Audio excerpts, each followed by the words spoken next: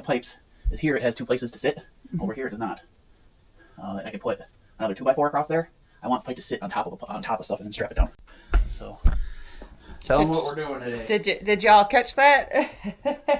Everything needs attention. Tomato plants here are all getting really tall. We need to give them a support system to grow up so they don't flap over. So that is what our first agenda is for the day. You still with us?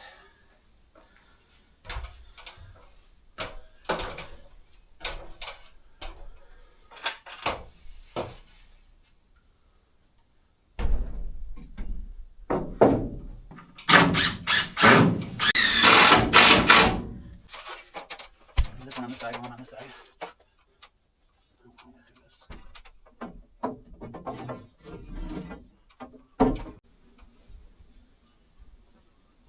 It's gonna be a problem because it's okay.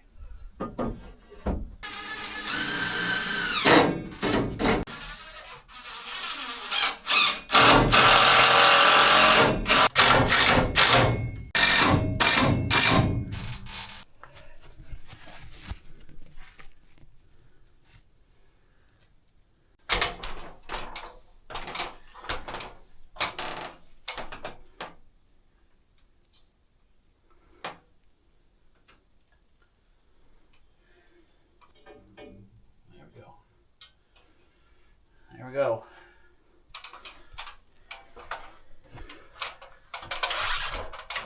So now as it grows taller, we just wrap it around the rope or this twine. And the weight of this will keep this tight. You know, we'll start putting weight on it. So as long as this doesn't choke out the plant, and that's the big part, you know, that's the big deal, is that it's not going to choke out the plant.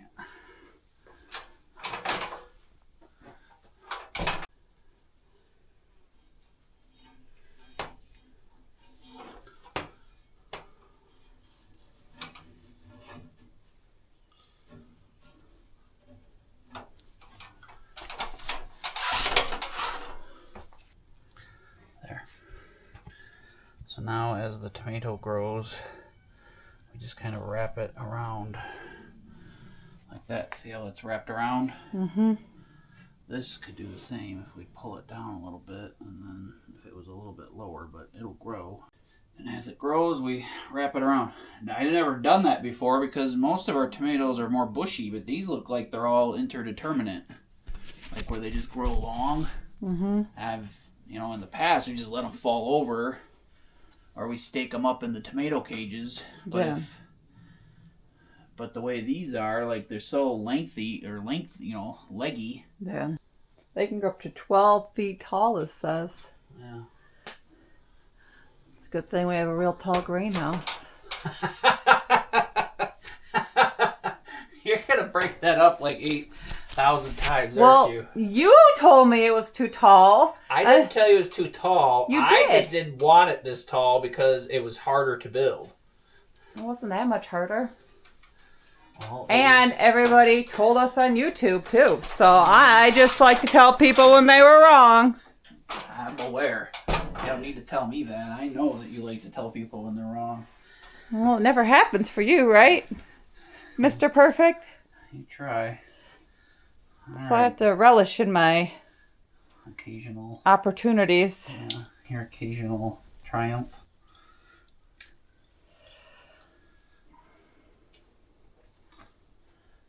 People, like I said, typically either put these under the tomato, you know, like before they plant it so it stays in the ground, or they use like little clips. But I don't know how the clips work because the clips won't work any different than what I'm doing. My head is still burning. It's because you got no hair now. I know. So here, guys. So this is all loosey-goosey, but we put it down at the base. All right. Like so. Then we just wrap the tomato around it a couple times. I'm just repeating what I've seen. Oh, broke a branch off. So This is a smaller one, so. But there we go. See how it's wrapped around like a candy cane? Or like swirly? That should work good. It'll help hold it up. I need a hat. Like my head is literally burning.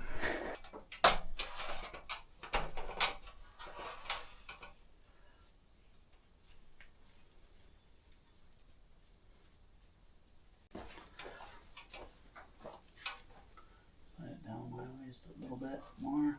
Is that nice and strong? You did a good knot? Yeah, not a choice. Okay.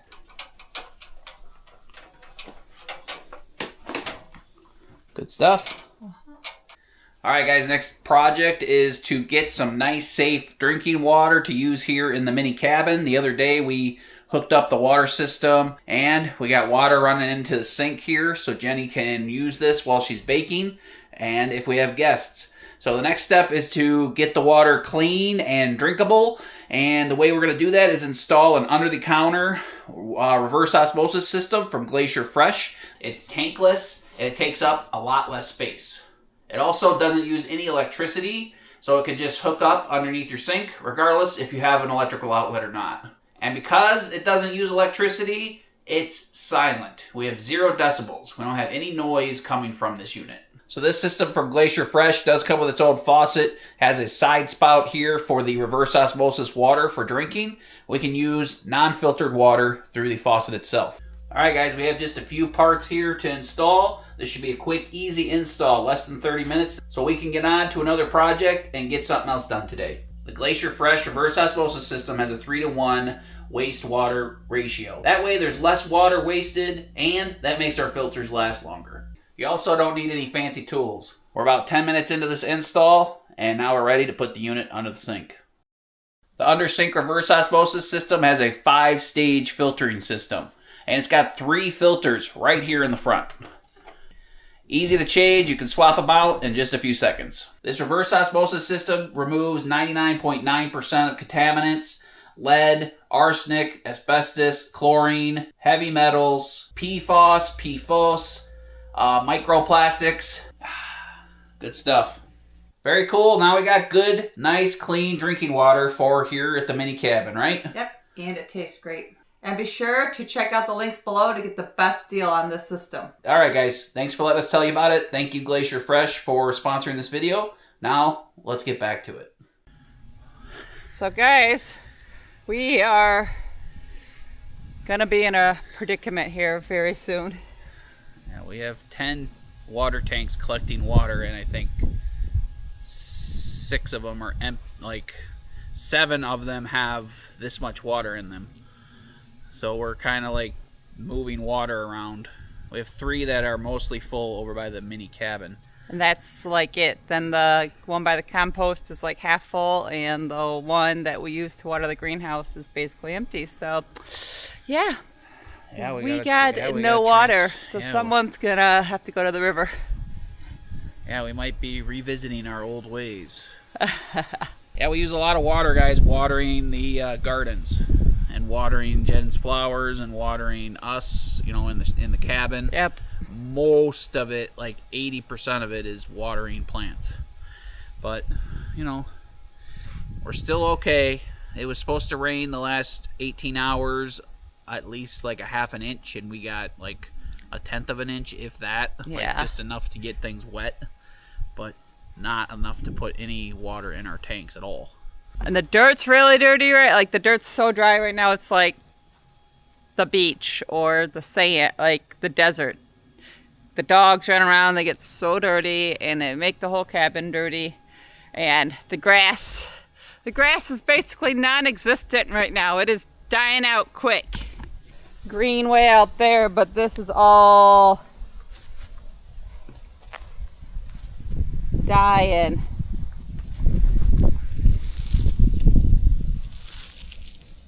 It's just crazy. Like Jay said, when we watched the radar yesterday, the rain literally just went like whoop and just completely skipped us. It rained downstate. It rained up north, more up north. It is what it is.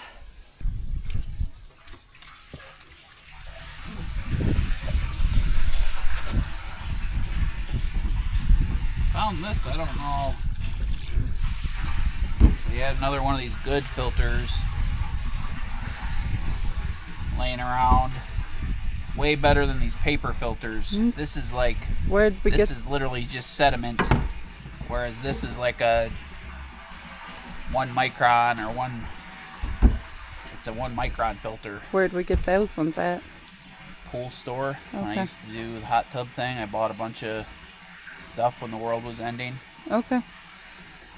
It was the only place you could get anything, was the pool store. Because I had the connections. I knew the right people. But I only bought like 2 or 3. I didn't buy 5 or 10, which I should have bought to 5 or 10. Because everything costs so much now. I would have been saving money at this point. But, you know, we got those filter canisters that we pulled off of the cabin. The small little dinky ones.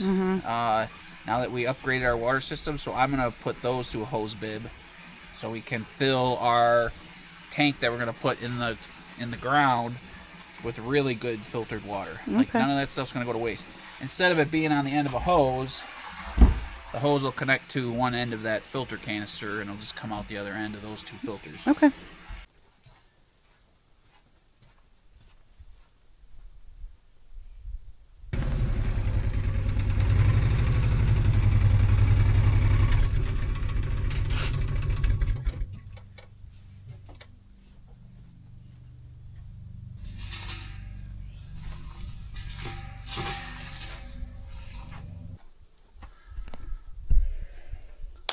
Alright guys, real quick.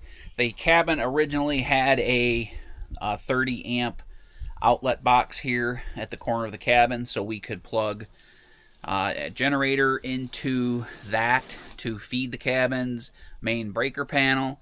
It had, later I switched it to a disconnect, and what we're doing is distributing the power from that disconnect box to the breaker box in the cabin that runs the whole cabin, and over to our mini split. Now adding our new pump house here, rather than add a breaker to our main panel and distribute power that way, we're going to put a new outside distribution box right here at the corner of the cabin, so we can have a separate breaker for our mini split, a separate breaker for the pump house, and a breaker that goes right to the cabin itself. This is going to make it a little bit safer and easier for me to like gauge and power everything without having to get into our main system in the cabin. The main system, the whole cabin runs on less than 30 amps. We never really use more than 15 to 20 amps in the cabin, even with the refrigerator, coffee makers, you know, anything in there. The only thing that draws any significant amount of power at all is the mini split, so that's why we're kind of reconfiguring things now. I'm going to streamline this process. Along with that, we're also going to add a generator inlet box for backup power, and that'll be in a different video. We'll show you that. So again, we're just kind of cleaning things up and going to make this a better overall final solution and have less junctions along the way and less less places for connections to fail and stuff. We're just going to really clean this up and make it nice. So again, because electrical isn't something that I'm going to teach you, we're just going to kind of bounce around here, clean things up, and I'll show you the outcome at the end and why it's going to work better for us.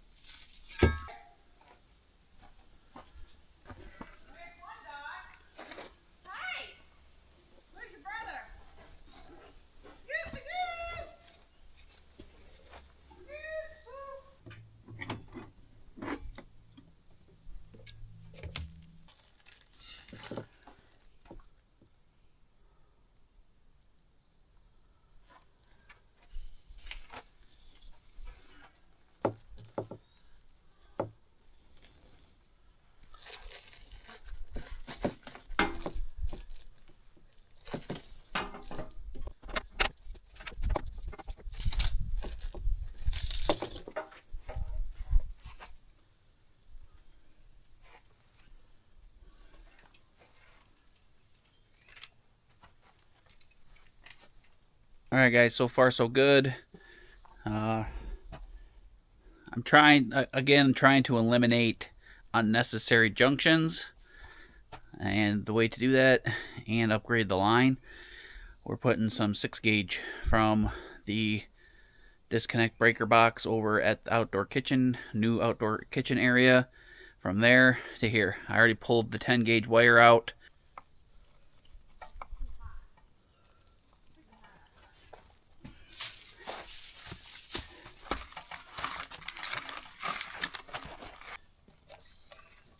Actually, I'll do the ground wire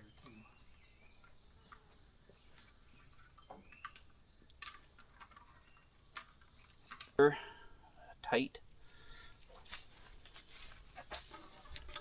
Pull. All right, hold on.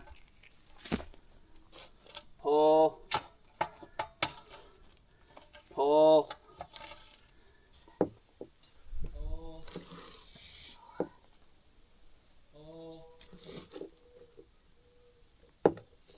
It's like stuck.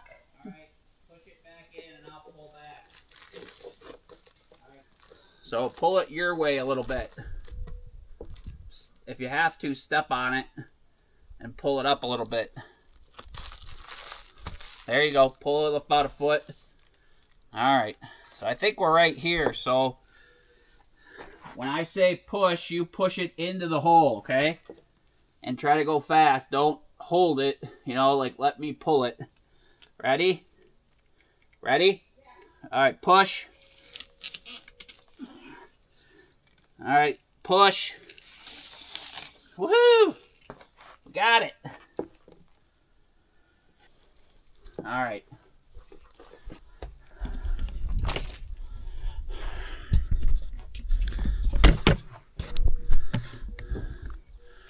Whew. There you go. We made it. Good job. Good job yourself. That's the important part. Now we can get things rehooked up. Alright. Alright, guys. Made some progress today.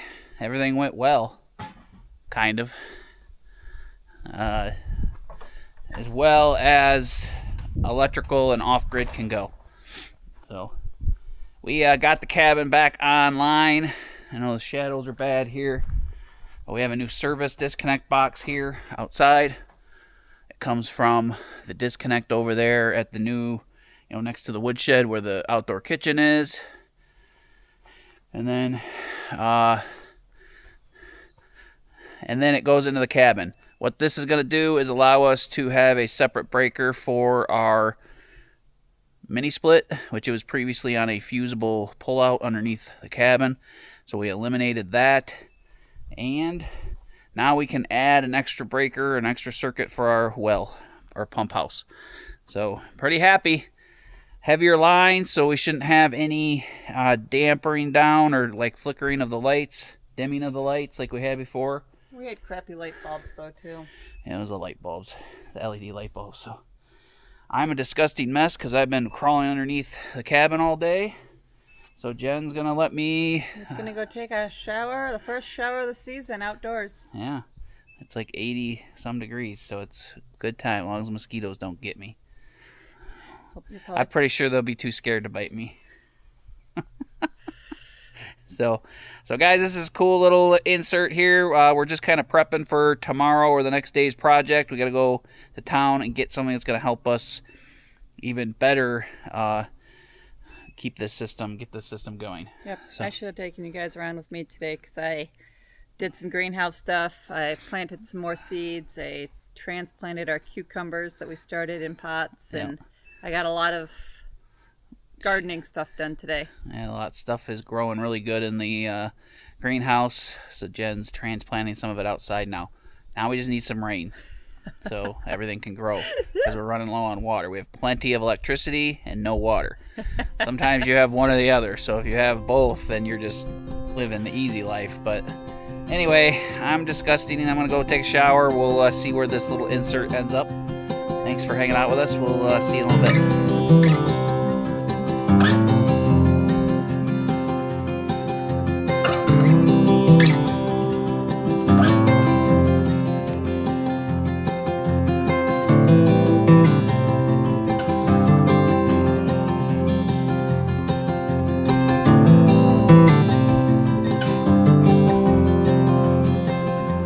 Bye.